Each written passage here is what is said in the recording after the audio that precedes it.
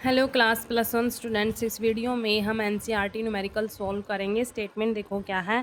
Calculate the number of protons, neutrons and electrons in bromine. यहाँ पर bromine का atomic number दे रखा है, मास नंबर दे रखा है, और हमने क्या निकालना है, प्रोटॉन्स निकालने हैं, न्यूट्रॉन्स निकालने हैं और इलेक्ट्रॉन्स निकालने हैं। देखो यहाँ पर जो ये नीचे दिया हुआ ये हमारे पास क्या है, ये क्या है, एटॉमिक नंबर है 35, और जो ऊपर दे रखा है ब्रोमीन का ये हमारे पास क्या है, मास नंबर है। लिख लेते हैं यहाँ पर एटॉमिक नंबर कितना है, 35 है, और जो मास नंबर है वो कितना है,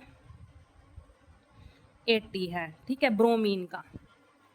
और हमें यहाँ पर फॉर्मूला पता है कि जो किसी भी एलिमेंट का जो एटॉमिक नंबर होता है, एटॉमिक नंबर होता है वो किसके इक्वल होता है, नंबर ऑफ प्रोटॉन्स के इक्वल होता है, नंबर ऑफ प्रोटॉन्स, और किसके इक्वल होता है, नंबर ऑफ इलेक्ट्रॉन्स के इक्वल। मतलब जितना किसी भी एलिमेंट का एटॉमिक नंबर होगा उतने ही नंबर ऑफ प्रोटॉन्स होंगे और उतने ही नंबर ऑफ इलेक्ट्रॉन्स होंगे। ठीक है, तो हम यहाँ पर ये वाला फॉर्मूला अप्लाई कर सकते हैं। और एक और फॉर्मूला है कि जो मास नंबर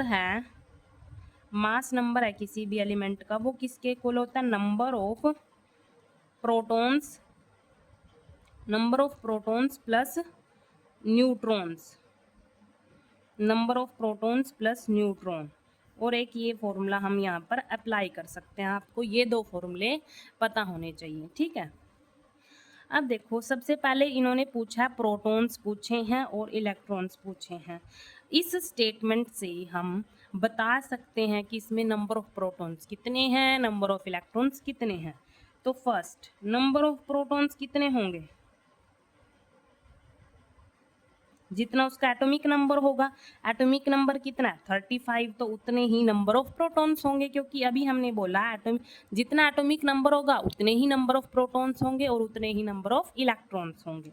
ठीक है, सेकेंड नंबर ऑफ इलेक्ट्रॉन्स कितने होंगे इसमें, नंबर ऑफ इलेक्ट्रॉन्स जितना एटॉमिक नंबर उतने ही नंबर ऑफ इलेक्ट्रॉन्स। ठीक है, यहाँ पर 35 ही नंबर ऑफ प्रोटॉन्स होंगे, 35 ही नंबर ऑफ इलेक्ट्रॉन्स होंगे अकॉर्डिंग टू दिस स्टेटमेंट। ठीक है, अब नेक्स्ट देखो यहाँ पर नंबर ऑफ न्यूट्रॉन कैसे निकालेंगे हम, नंबर ऑफ न्यूट्रॉन्स।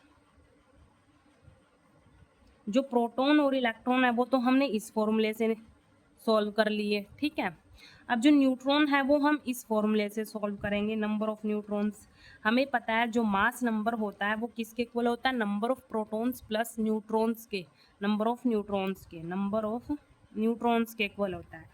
तो हम यहाँ से नंबर ऑफ न्यूट्रॉन हमने ये कैलकुलेट करना है, number of neutron find out करने हैं। जो ये नंबर ऑफ प्रोटॉन्स हैं यहाँ पर ये प्लस में, उधर जाके ये माइनस में हो जाएंगे। ठीक है, तो कैसे निकालेंगे, मास नंबर में से नंबर ऑफ प्रोटॉन माइनस कर देंगे, बस mass number minus number of protons.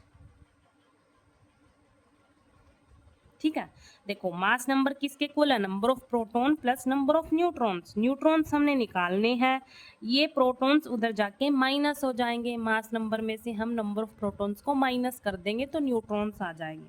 Mass number कितना है, 80, माइनस नंबर ऑफ प्रोटॉन्स अभी हमने निकाले हैं 35, तो कितना आएगा यहाँ पर, 45 न्यूट्रॉन्स आ जाएंगे। कितने आएंगे, 45 न्यूट्रॉन्स।